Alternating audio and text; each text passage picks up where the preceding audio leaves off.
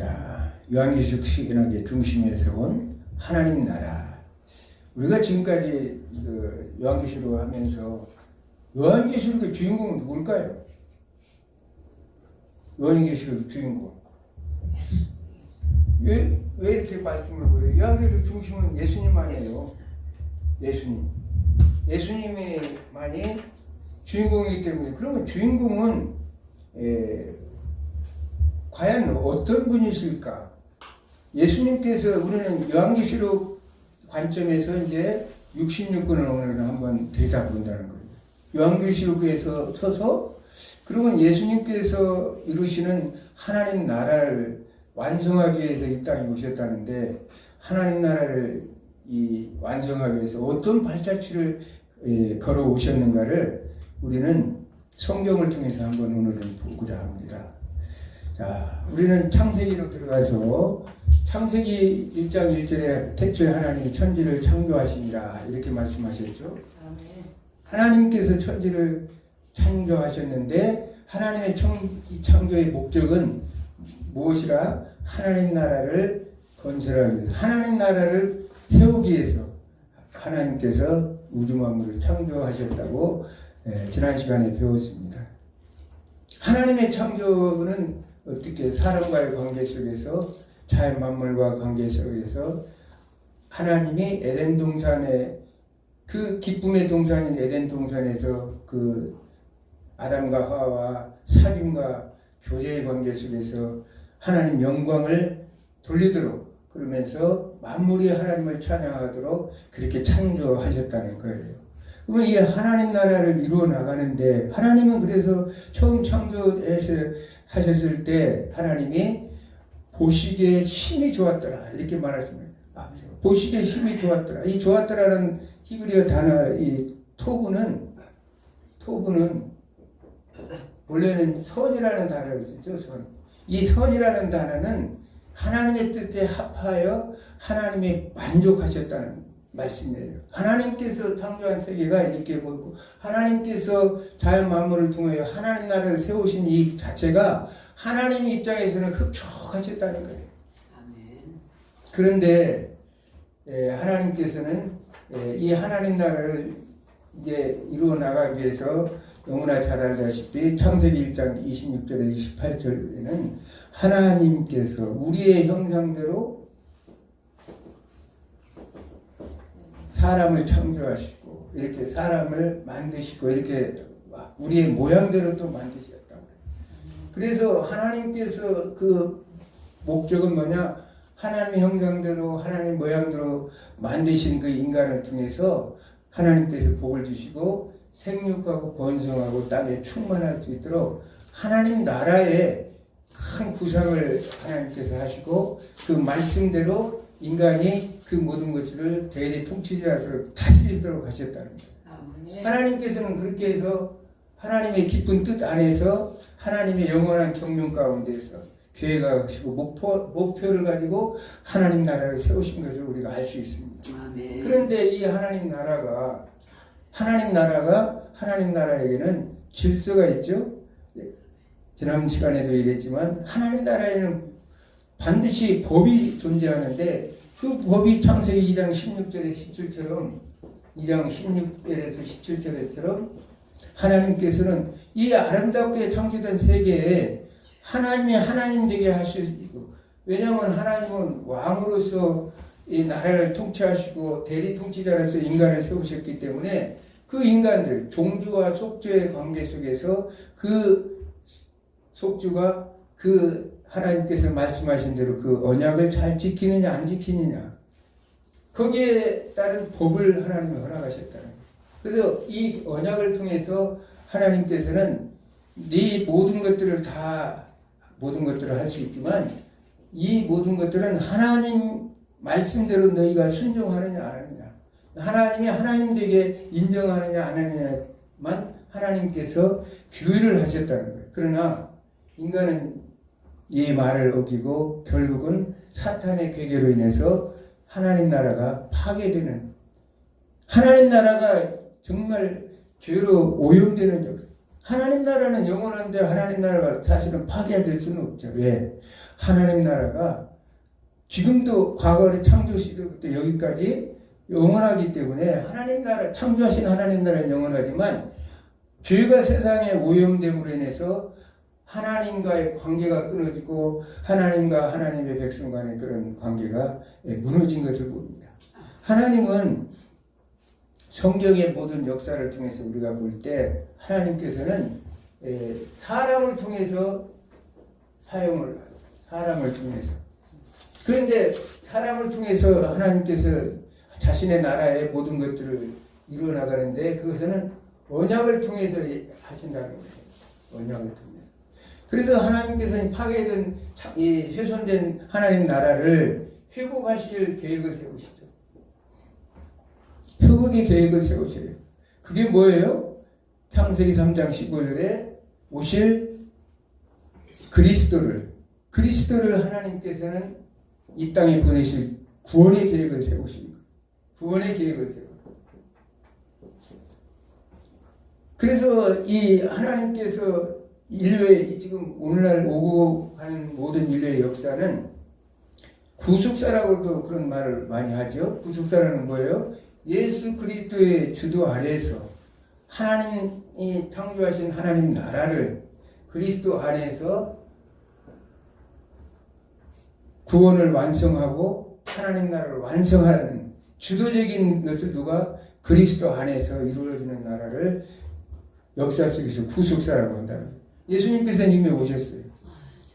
구속이 성취돼요. 창세기 3장 15절에 그 했던 언약들이 예수 그리스도 이 땅에 오심으로 인해서 그 구속이 성취됐고 이제 마지막 재림을 통해서 하나님 나라 완성을 위해서 예수님께서 이제 재림을 들어 오셔서 완성하실 것입니다. 성경은 이렇게 해서 한눈에 예수님은 그 하나님 엘로힘의 하나님이었는데 아까 우리의 형상대로 창조하신 하나님은 삼위일체 하나님인데 삼위일체 하나님이 그 창조에 개입하셔서 하나님 나라를 같이 세우셨는데 우리가 골로새서 1장 15에서 17절에 보면 예수님께서 이 창조에 예수님 자신이 만물을 만드실 때 예수님 자신이 참여하셨고 또 그 모든 만물이 창조된 모든 만물이 그리스도를 위해서 창조되었다고 이렇게 성경은 기록하고 있습니다.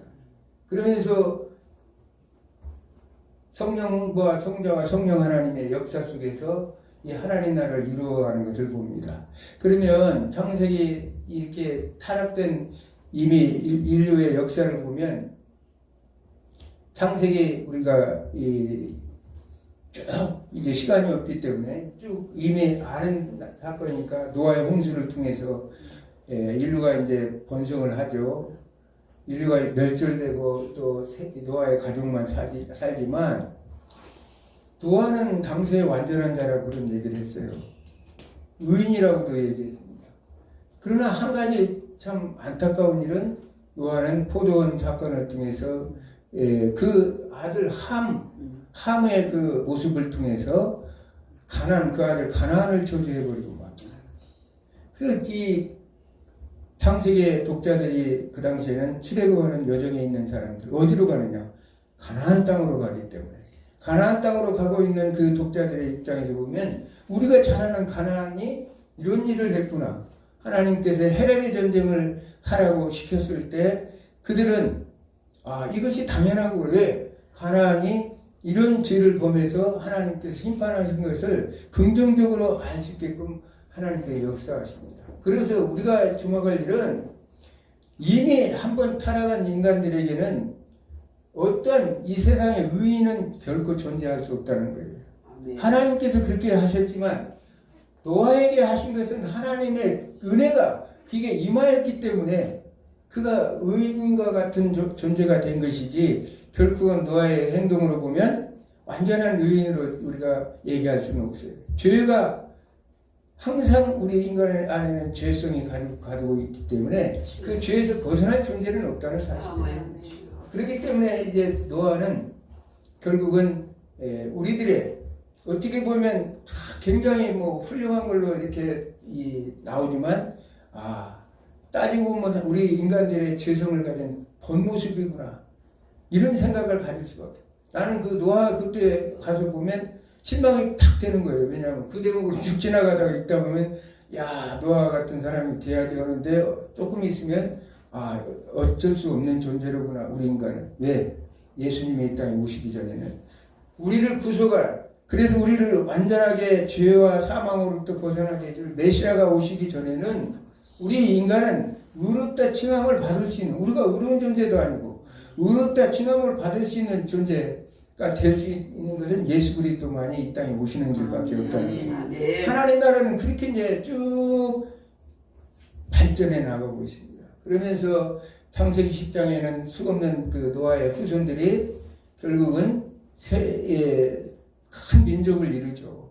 그러면서 11장의 바벨탑 사건을 통해서 하나님께서 세상에 다 흩으셔요.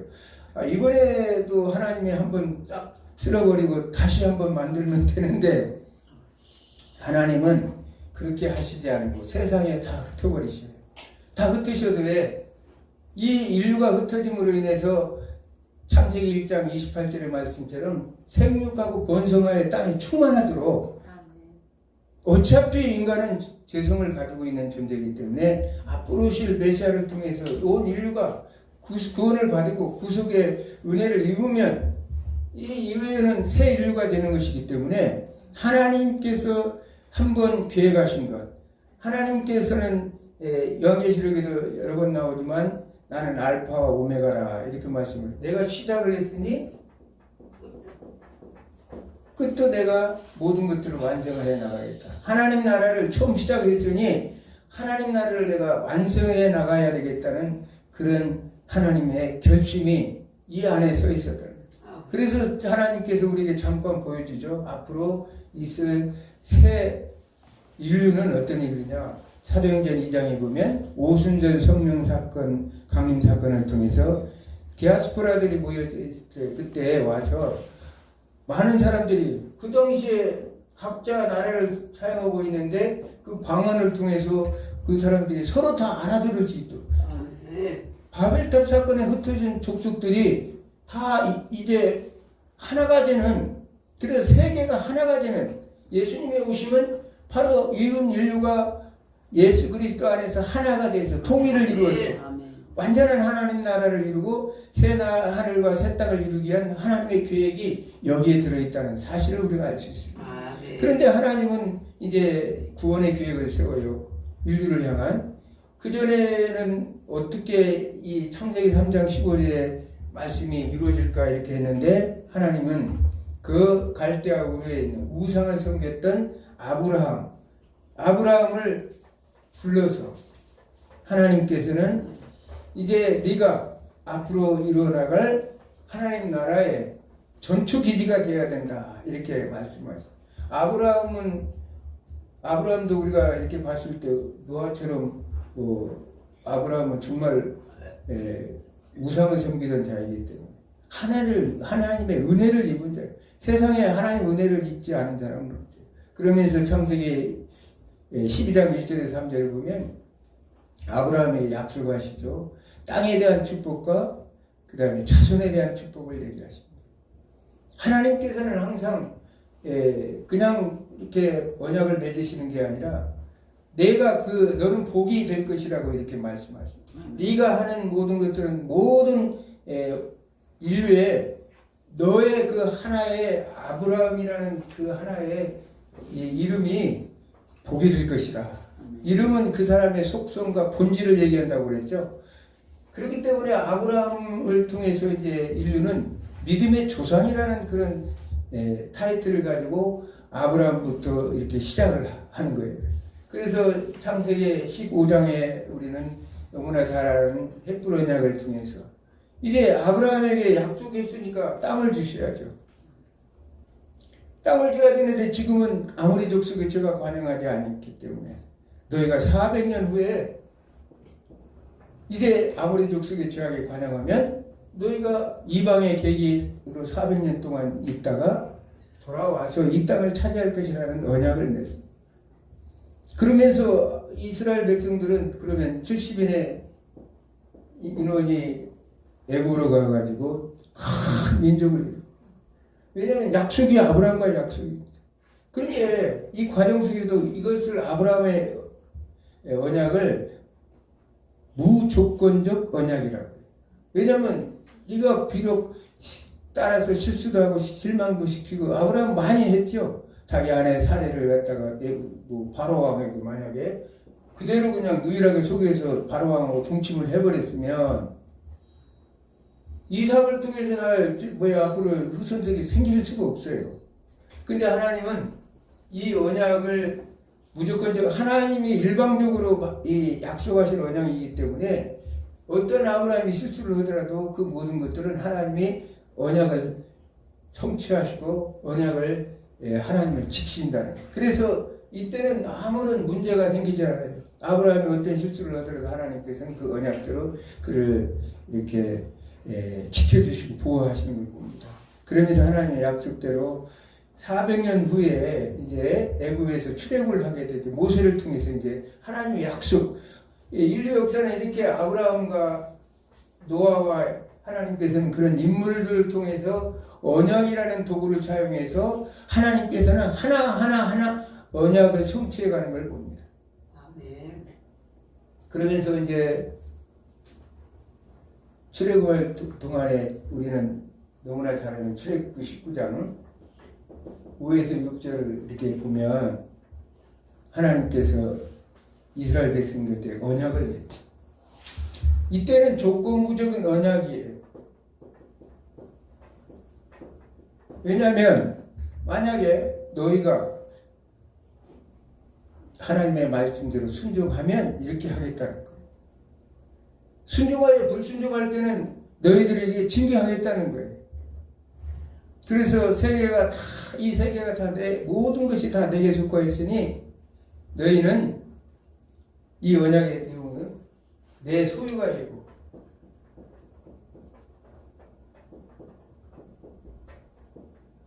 제사장 나라가 되고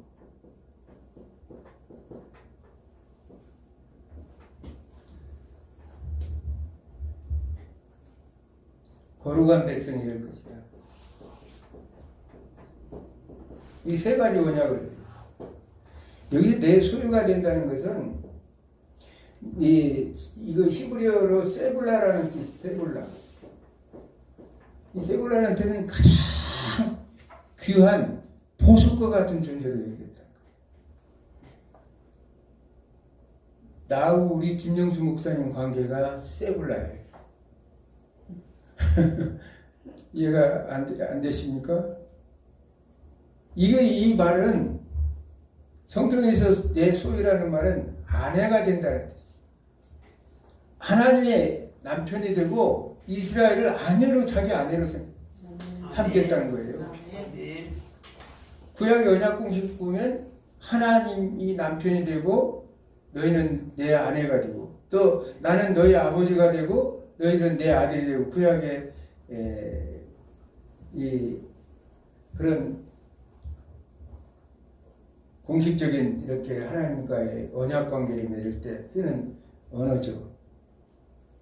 그래서 이 이스라엘 백성들, 자, 우리가 아내가 된다는 얘기는 구약의 결혼 이 풍습을 보면 어떻게 반드시 아내는, 남편은 아내를 데려올 때 어떻게 거처를 마련해줘요. 거처. 마치 이삭이 리브가를 데리고 올 때 사라의 장막에 거처를 마련해 주는 것처럼 거처를 마련해. 그래서 이 거처는 뭐가 되겠어요? 이스라엘 백성들에게 앞으로 하나님이 주실 거처, 아내에게 줄 선물은 뭐예요? 이스라엘 땅이죠. 아니, 가나안 땅이죠. 가나안 땅. 그래서 하나님께서 가나안 땅을 너희들에게 주어서 내 아내가 살 그런 땅으로 너희가 결혼 선물로 주겠다는 뜻이에요. 아멘. 그러면서 제사장 나라가 돼요. 제사장 나라, 세상의 모든 사람들을 하나님으로 중재할 수 있는 그런 역할을 하는 참 제사장 나라가 되고 또 거룩한 백성이 될 것이라고 이렇게 말씀하시죠. 그래서 하나님 우리가 성경에 보면 구약에 보면 기업이라는 것은 너희는 내 기업이라는 말이나 반대로 내 기업이라는 말은 아들에게 자녀들에게 유산을 남길 때 쓰는 이스라엘이 내 기업이 되고 이렇게 말할 때 이스라엘은 하나님의 기업인 거예요. 그래서 이런 구약적 언어를 사용하시죠 하나님께서. 그래서 이 출애굽기에 이렇게 언약을 맺고 이 사람들은 가나안 땅에 들어가게 됩니다. 하나님 나라가 점점 이제는 어떻게 해요? 눈에 보이도록 점점 우리 눈에 밝아지죠. 처음에는 아주 희미했는데 아까 계시의 본질을 공부할 때 점진적이라고 얘기했잖아요. 하나님 나라가 점진적으로 점점 우리 눈이 밝아지고 우리가 알게끔 이렇게 희미했던 것이 하나하나 이루어져 나가는 거예요. 그래서 사사기에 들어가면 사사기의 백성들은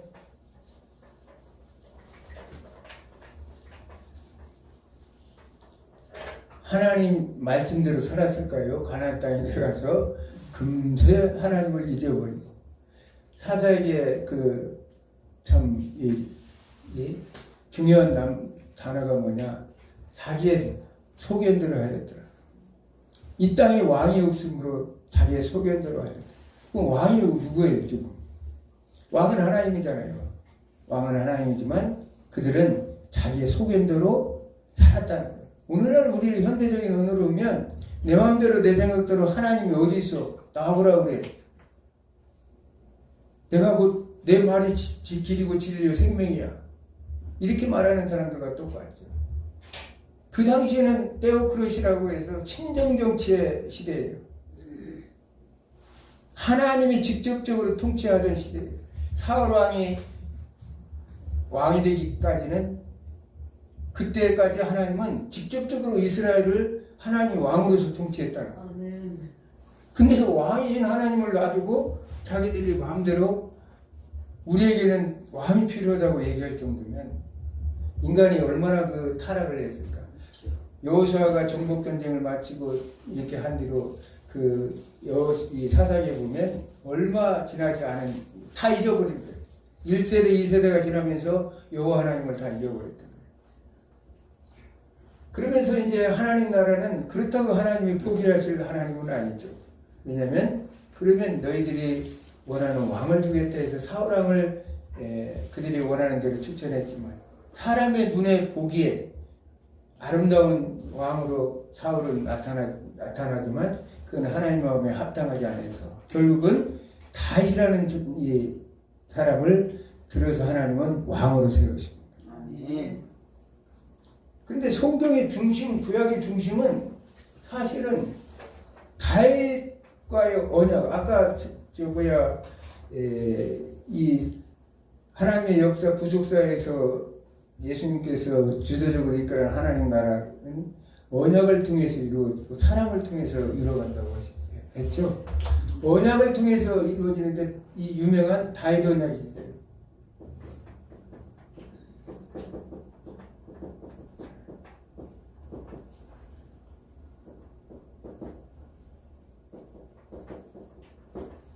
사무엘하 7장 1절에서 17절을 보면 7장 15, 16절에 보면 하나님께서는 다윗과의 언약을 맺는데 내가 내 아버지가 너희들은 내 아들이 될 것이다. 이 말씀의 언약을 지키면 너희들은 그렇게 할 것이고 또 내 나라, 내 가족들이 영원히 보존될 것이고 또 내 위라는 건 뭘 말해요? 다윗 왕국의 왕권을 얘기하는 거예요. 내 위가 영원히 보존될 것이라고 분명히 하나님께서는 이 유명한 다윗 언약을 맺게 됩니다. 이 다윗 언약을 통해서 이스라엘 백성들은 뭘 생각하느냐면 그래 하나님께서 우리 다윗 왕국의 모든 것들은 하나님이 영원히 하나님께서 보존해 주실 거라고 약속을 했다고 생각을 했어요. 그것이 어디까지 가냐? 바벨론 포로 멸망대까지 그 생각들을 가지고 있었다. 근데 이렇게 해오면 지켜야 될 거 아니에요. 뭐라고 말하냐면 하나님께서 만약에 너희들이 잘못할 때는 사람의 막대기와 인생의 채찍으로 징칠 것이다 이렇게 말해요. 그러면 죽이겠다는 얘기가 살리겠다는 얘기예요. 막대기로 때려서 곧 죽습니까? 그렇지 않죠? 사실은 하나님께서는 이미 언약을 약속하셨기 때문에 징계는 하나님께서 사랑하는 자에게 주시는 매라고 히브리서에는 말씀하고 있잖아요. 아멘. 사장자에게는 징계를 하지 않는다고. 하나님께서는 이 다윗 언약을 생각해서 그들이 말씀을 잘 지켜나가기를 원했죠. 그런데 너무나 잘 아는 솔로몬 시대, 솔로몬 하면 사람들은 다 부귀영화 막 1000명이 안에 막 여기만 관심 있어요. 사람들은 부귀영화와 1000명이 안에 여기만 관심이 있어. 근데 실질적으로 성경에 우리가 가르치고자 하는 것은 너희들이 보는 부귀영화 이 모든 것들이 허상이다는 거. 아멘. 솔로몬이 전도서에 헛되니 모든 것이 헛되다고 말한 것처럼 그게 문제가 아니라 하나님의 말씀으로 온전하게 사는 것이 하나님께서 복 있는 자의 삶이라고 이렇게 말씀하고 있는데 아멘. 결국은 그 아들 노밤 때 가서 남북이 갈라지는 역사가 나타나요. 남과 북이. 그러면 북왕국은 하나님의 말씀대로 순종하지 않았기 때문에 결국은 722년에 멸망을 당해요. 722년에. 남왕국은 586년이요. 네, 586년에 멸망을 당하죠. 그러면 이 남왕국이 멸망당할 때까지 선지자들은 뭘 했겠어요? 선지자들. 그 당시에 아수르나 바벨론이 침공해 올 때 선지자들은 절대 우리는 다윗 왕조하고 다윗 언약이 있기 때문에 멸망시키지 않을 것이다. 하나님은 결코 우리를 멸망시키지 않을 것이라는 거짓 선지자들이 그때 너무나 많았던 걸 우리는 성경을 통해서 알 수 있습니다. 오늘날 이 시대도 마찬가지입니다. 예수님께서 재림주로 오신다는데 무슨 소리냐? 아직 우리가 할 일도 많이 남았고 지금 더 먹고 즐길 일도 많은데 지금 오면 어떻게 온다는 얘기냐? 이렇게 빡빡 우기면서 그런 사람들이 얘기하는 것과 똑같아요. 사탕 발림으로 미혹의 영에 의해서 오늘날 사탄이 그 하나님의 백성들을 미혹하고 하는 것과 똑같은 형태를 취하고 있는 것이 이 당시의 상황이었다는 거예요.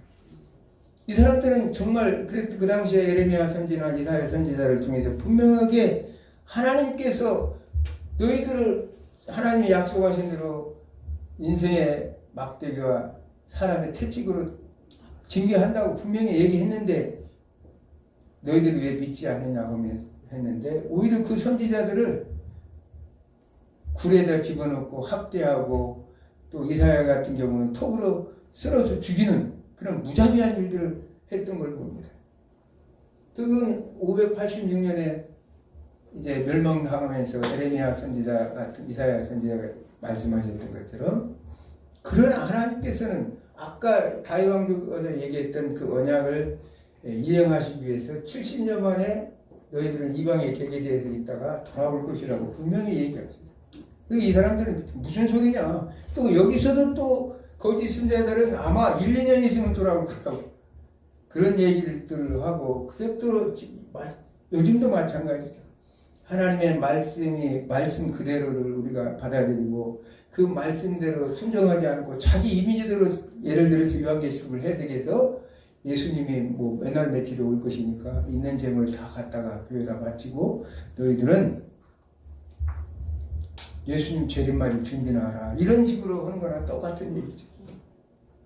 이렇게 해서 이제 70년이 돼서 돌아옵니다. 그 당시에 고레스가 페르시아가 아수르가 멸망했죠. 586년에 538년에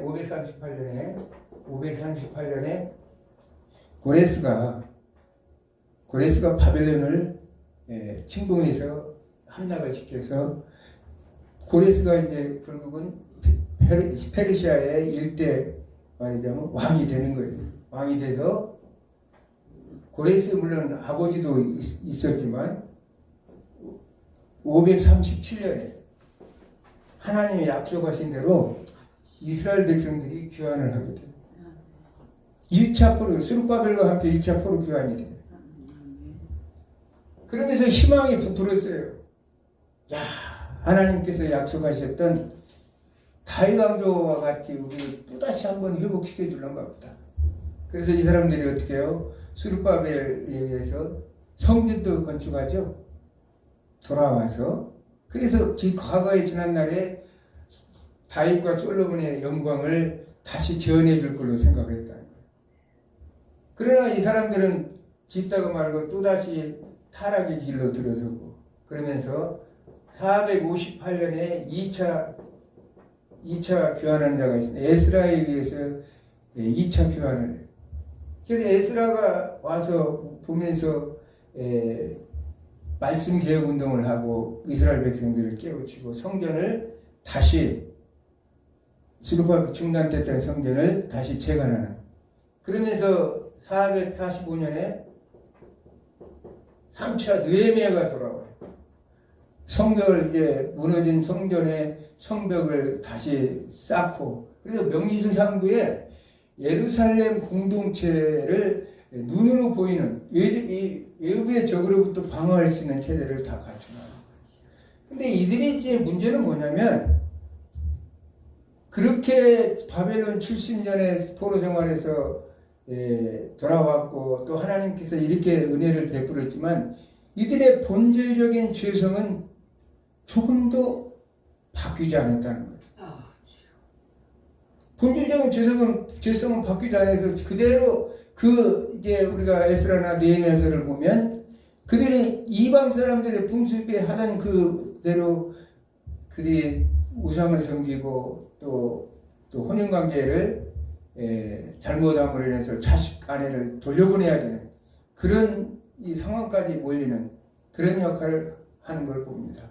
그러면서 이들이 생각했던 것은 이렇게 해서 전부 다 하나님께서 다 해서 줬는데 그러면 우리 하나님은 뭘 하고 계실까? 자기들이 와서 성전도 지었고 여러 가지 모든 것을 참 해보려고 애도 썼는데 우리 하나님은 정말 계시는가? 아직도 우리와 다윗과의 맺었던 언약관계는 영원할까? 그런 생각을 가졌어요. 그러면서 말라기 선지자에 의해서 그 이유는 이 예언마저도 딱 끊겨버렸죠. 400년이라는 기간 동안은 그때를 중간 시대인데 이제 예언이 안 들리는 암흑 시대라고 할 수 있어요. 하나님 말씀이 안 들려요.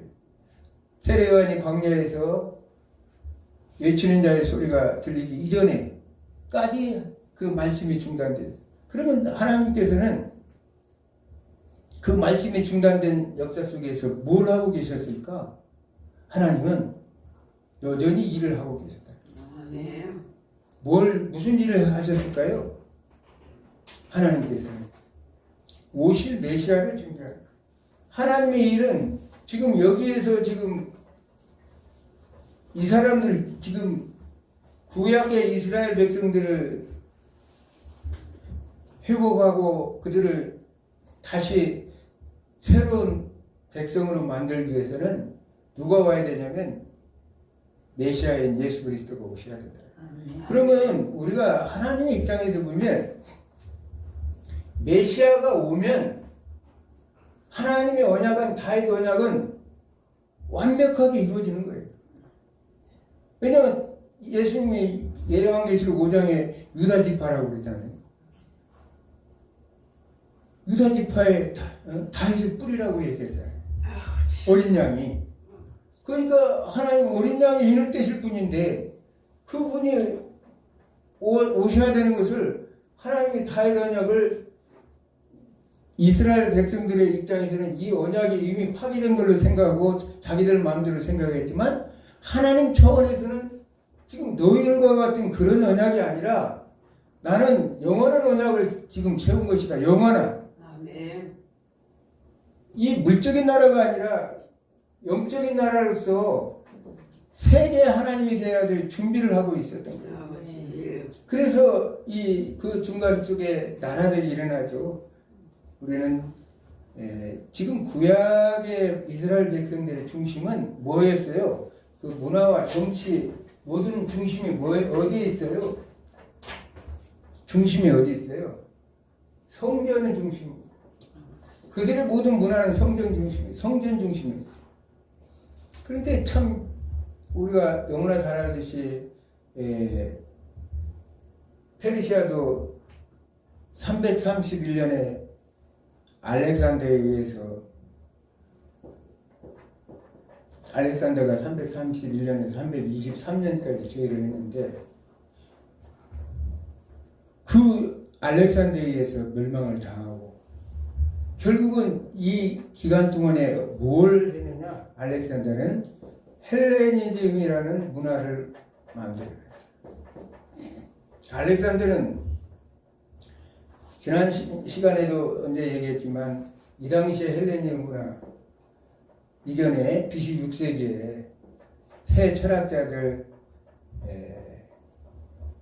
탈레스와 아낙시멘엑스라는 이런 새 철학자들이 있었고 그 뒤에 5세기에는 소크라테스 제자 플라톤의 제자 아리스토텔레스의 제자가 누구냐면 알렉산더 대왕이었어요. 이 알렉산더 대왕의 사고는 아리스토텔레스의 그 철학 사상이 많이 들어있어요. 아리스토텔레스는 모든 것들은 우주 만물의 이 질서와 법칙을 자연으로부터 이성을 가지고 관찰해서 배워서 이 세상을 발전시키고 행복을 가져온다고 생각을 해요. 그래서 이 우주 만물이 창조되지 않았다고 생각했어요. 그러나 플라톤 같은 경우는 우주 만물의 모든 질서와 법칙은 초월적인 세계에 있다고 봤기 때문에 우리가 기독교 영향을 지난번에 얘기했지만 초기 기독교에서 신플라톤주의 영향을 많이 받았다고 얘기했죠. 그런 알렉산더의 헬레니즘은 그 당시에는 이 성전 중심의 사람들의 사고를 개인 중심으로 바꿔버렸어요. 왜냐하면 이성을 가지고 인간이 이성을 가지고 모든 것들을 분석하고 판단하는 철학적 사고가 만연했기 때문에 만약에 예수님께서 오셔서 너희 안에 하나님 나라가 있다 이렇게 말씀하실 때 사람들이 볼 때는 이거 미친 사람 아닌가 이렇게 생각. 하나님을 또 모독하는 죄로 너희가 너희 안에 내가 있고 내가 안에 너희가 있다고 말씀하셨을 때 이건 뭐 돌 맞았을 거예요. 그런데 이 당시 문화라는 것은 이렇게 성전 중심에서 개인 중심으로 바뀌고 이 헬라니즘의 가장 이제 특징이 여러 가지가 많이 나와 있는데 나는 이제 개인적으로 이 알렉산더의 보편적 사고, 세계 동포주의를 얘기해. 세계 동포주의. 어떻게 보면 예수님의 그 가르침의 사상하고도 똑같아요. 그래서 세계는 하나다는 거예요. 그리스도 안에서 하나님은 하나라는 거예요. 세계는 하나라는 거예요. 그리스도 안에서 세계는 하나라는 거예요. 이런 사상이 보편적으로 쫙 깔려 있었기 때문에 예수님이 이 땅에 오셔서 하나님 나라를 이루어 나가는데도 전혀 어떤 그 복음을 전하고 하나님 나라에 대해서 얘기하고 하나님 나라에 대해서 얼마나 예수님이 오자마자 하나님 나라의 복음을 전파하게 마태복음 4장 17절에 보면 회개하라 천국이 가까웠느니라. 40일 사탄에게 광야 시험을 받은 후에 예수님께서 하신 말씀이에요. 왜냐하면 첫 말이 하나님 나라가 갖고 왔다.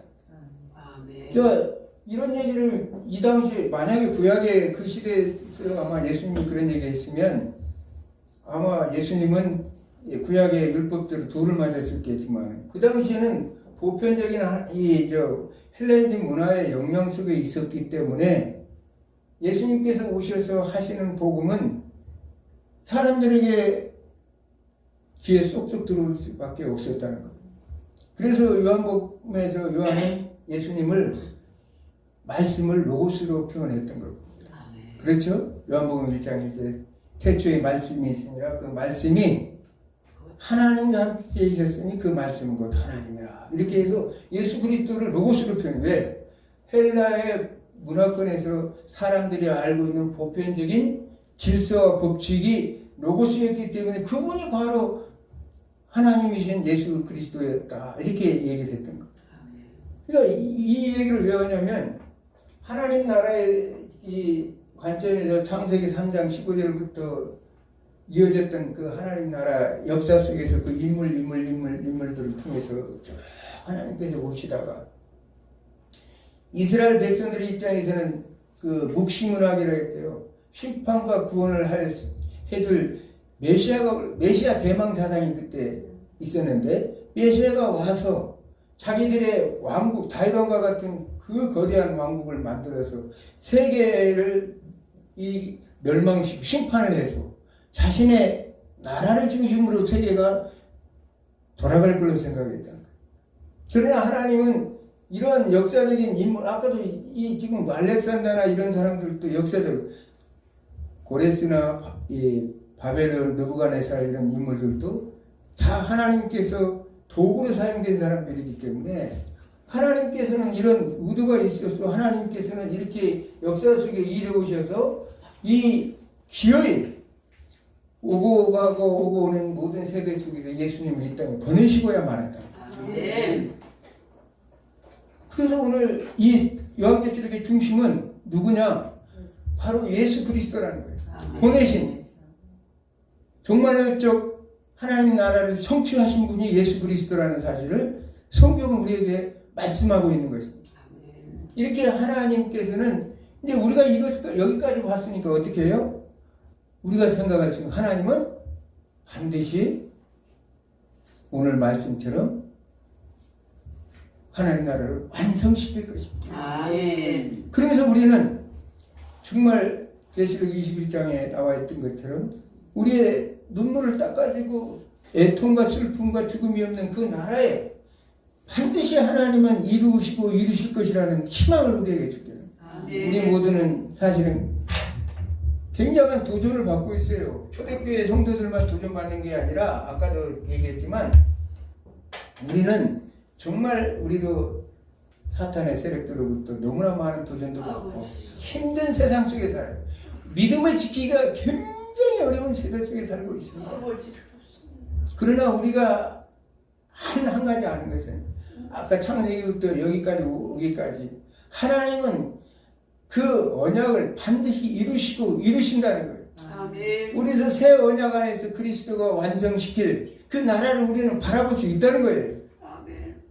그렇기 때문에 여러분들이 삶 속에서 오늘 요한계시록을 통해서 앞으로 또 어떻게 우리가 이것을 잘 지혜롭게 도전해오는 적의 세력들이 물리치고 내가 승리하는 것을 여러분들이 생각하면서 한 주간도 승리하기를 주님의 이름으로 축원합니다. 아멘.